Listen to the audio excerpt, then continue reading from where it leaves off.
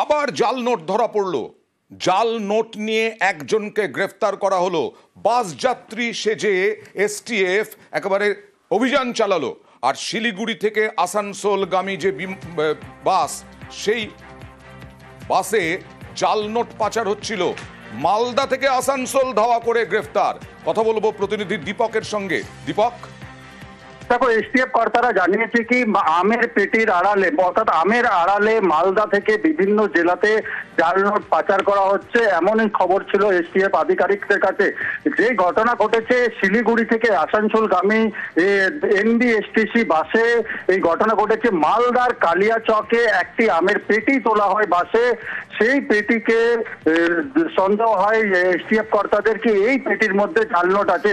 তাই এসটিএফ কর্তারা প্রথমে বাসে যাত্রী সেজে বসে এবং আসানসোল এলে যে পেটিকে নামাতে আসে তাকে কিন্তু গ্রেপ্তার করে, এবং পেটিকে যখন খোলা হয় তখনই এসটিএফ কর্তারা দেখতে পায় সেখানে 500 টাকার প্রচুর জাল নোট পাওয়া গেছে। এসটিএফ জানাচ্ছে মোট 1,98,000 জাল নোট উদ্ধার হয়েছে এই পেটিতে। কিভাবে গোটা দেশের অর্থনীতিতে এই জাল নোট ঢুকিয়ে দেওয়ার প্রচেষ্টা।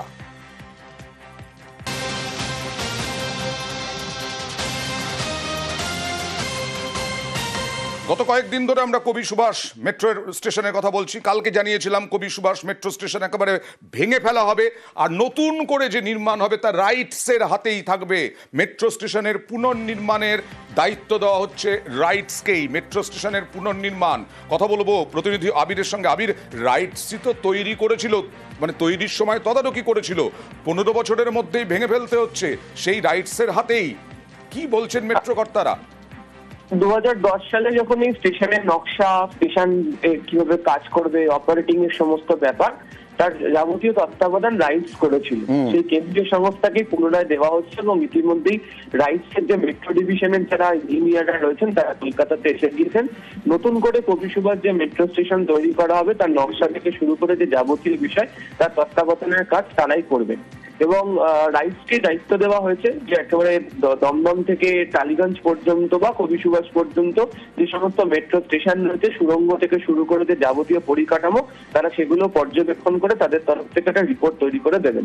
এছাড়া নতুন করে যে কবি সুভাষ মেট্রো স্টেশন তৈরি করা হবে তার আগে যারা জিওলজিস্ট রয়েছেন তাদেরও সাহায্য নেওয়া হচ্ছে মাটির চরিত্র বুঝে সেখানে যাতে নতুন করে কাজ করতে হয়। তার কারণ তারা মনে করছেন যে সময় কাজ করা হয়েছিল তার পরিণাম বর্তমানে যেটা হয়েছে 100 বছরের জায়গায় মাত্র 15 বছরই একটা স্টেশনকে ভাঙতে হচ্ছে, এটা হওয়া উচিত ছিল না। তাহলে বিশেষজ্ঞদের সাহায্য নিয়ে তারা এগোবেন, এবং অক্টোবরের মাঝামাঝি সময় থেকে কাজ শুরু হয়ে যেতে পারে, এবং তারপরে হয়তো 9 মাস সময় লাগবে এই গোটা কাজটি সম্পন্ন করতে। সেই লক্ষ্যমাত্রা নিয়ে কলকাতা মেট্রো এগোচ্ছে। বেশ,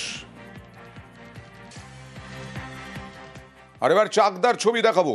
সিপিএম নামলো রাস্তায়। নদী নয়, এটা রাস্তা। সেই রাস্তাতেই নৌকো নিয়ে সিপিআইএম এর প্রতিবাদ। নৌকো নিয়ে প্রতিবাদে বামেরা। নদিয়ার চাকদা বনগা রাজ্য সড়কে প্রতিবাদ। কথা বলবো প্রতিনিধি রঞ্জিতের সঙ্গে। রঞ্জিত, অত্যন্ত গুরুত্বপূর্ণ রাস্তাটি চাকদা থেকে বনগা যাওয়ার একবার রাজ্য সড়ক, এবং এই যেখানে আন্দোলনটা হচ্ছে একদম চাকদা টাউনের মধ্যে হচ্ছে, কারণ এই রাস্তার মধ্যে বৃষ্টির জলের পাশাপাশি নর্দমার যে জল, সেই নর্দমা জল রাস্তার মধ্যে দাঁড়িয়ে গেছে, এবং বৃষ্টির মধ্যেই সিপিএম এর পক্ষ থেকে যে প্রতিবাদ কর্মসূচি করা হয়েছে দেখতে পাচ্ছে রাস্তার মধ্যে নৌকা চলছে, জাল দিয়ে মাছ ধরছে, ধান বপন করছে, এবং সব নিয়ে কোনো জায়গা কি এই রাস্তা নিয়ে দীর্ঘদিন ধরে একটা অভিযোগ ছিল যে অল্প বৃষ্টিতেই বা নর্দমার জল কিন্তু রাস্তা পুনর্নির্মাণ বা স্বস্তি পাবেন সাধারণ মানুষ। এবার আরামবাগের ছবি দেখাবো। এটা হচ্ছে জলমগ্ন প্লাবন পরিস্থিতি, টানা বৃষ্টি হচ্ছে এবং ডিভিসিও জল ছাড়ছে। আরামবাগের 4টি পঞ্চায়েত জলের তলায়। আরামবাগে ডুবেছে রাস্তা, চাষের জমি, একাধিক বাড়ির ভেতরেও ঢুকেছে জল। জলমগ্ন অঙ্গনওয়াড়ি কেন্দ্র, দোকানপাট, খাবার জলের কল ও জলের তলায়। বৃষ্টি বাড়লে পরিস্থিতি আরো খারাপ হওয়ার আশঙ্কা। বৃষ্টি হয়েই চলেছে।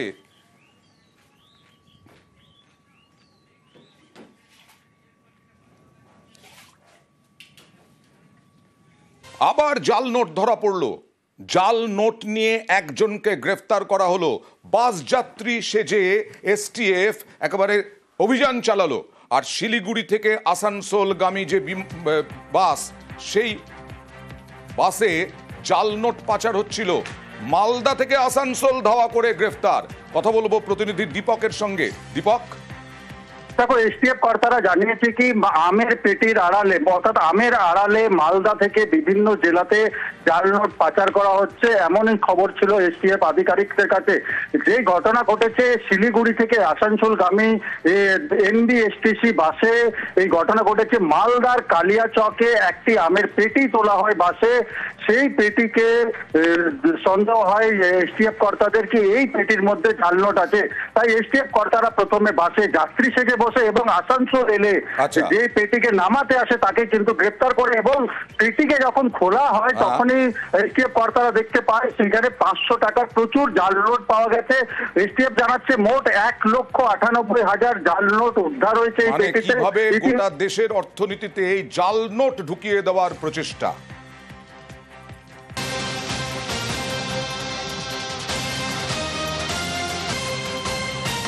গত কয়েকদিন ধরে আমরা কবি সুভাষ মেট্রো স্টেশনের কথা বলছি। কালকে জানিয়েছিলাম কবি সুভাষ মেট্রো স্টেশন একেবারে ভেঙে ফেলা হবে আর নতুন করে যে নির্মাণ হবে তা রাইটসের হাতেই থাকবে। মেট্রো স্টেশনের পুনর্নির্মাণের দায়িত্ব দেওয়া হচ্ছে রাইটসকেই। মেট্রো স্টেশনের পুনর্নির্মাণ কথা বলবো প্রতিনিধি আবিরের সঙ্গে। আবির, রাইটসই তো তৈরি করেছিল, মানে তৈরির সময় তদারকি করেছিল, 15 বছরের মধ্যেই ভেঙে ফেলতে হচ্ছে সেই রাইটসের হাতেই। কি বলছেন মেট্রো কর্তারা? 2010 সালে যখন এই স্টেশনের নকশা, স্টেশন কিভাবে কাজ করবে, অপারেটিং এর সমস্ত ব্যাপার, তার যাবতীয় তত্ত্বাবধান রাইটস করেছিল। সেই কেন্দ্রীয় সংস্থাকে পুনরায় দেওয়া হচ্ছে এবং ইতিমধ্যেই রাইটস এর যে মেট্রো ডিভিশনের যারা ইঞ্জিনিয়াররা রয়েছেন তারা কলকাতাতে এসে গিয়েছেন। নতুন করে কবি সুভাষ যে মেট্রো স্টেশন তৈরি করা হবে তার নকশা থেকে শুরু করে যে যাবতীয় বিষয় তার তত্ত্বাবধানের কাজ তারাই করবেন এবং রাইটসকে দায়িত্ব দেওয়া হয়েছে যে একেবারে দমদম থেকে টালিগঞ্জ পর্যন্ত বা কবি সুভাষ পর্যন্ত যে সমস্ত মেট্রো স্টেশন রয়েছে, সুড়ঙ্গ থেকে শুরু করে যে যাবতীয় পরিকাঠামো, তারা সেগুলো পর্যবেক্ষণ করে তাদের তরফ থেকে একটা রিপোর্ট তৈরি করে দেবেন। এছাড়া নতুন করে যে কবি সুভাষ মেট্রো স্টেশন তৈরি করা হবে তার আগে যারা জিওলজিস্ট রয়েছেন তাদেরও সাহায্য নেওয়া হচ্ছে মাটির চরিত্র বুঝে সেখানে যাতে নতুন করে কাজ করতে হয়। তার কারণ তারা মনে করছেন যে সময় কাজ করা হয়েছিল তার পরিণাম বর্তমানে যেটা হয়েছে 100 বছরের জায়গায় মাত্র 15 বছরই একটা স্টেশনকে ভাঙতে হচ্ছে, এটা হওয়া উচিত ছিল না। তাহলে বিশেষজ্ঞদের সাহায্য নিয়ে তারা এগোবেন এবং অক্টোবরের মাঝামাঝি সময় থেকে কাজ শুরু হয়ে যেতে পারে এবং তারপরে হয়তো 9 মাস সময় লাগবে এই গোটা কাজটি সম্পন্ন করতে। সেই লক্ষ্যমাত্রা নিয়ে কলকাতা মেট্রো এগোচ্ছে। বেশ, আর এবার চাকদার ছবি দেখাবো। সিপিএম নামলো রাস্তায়, নদী নয় এটা রাস্তা। সেই রাস্তাতেই নৌকো নিয়ে সিপিআইএম এর প্রতিবাদ।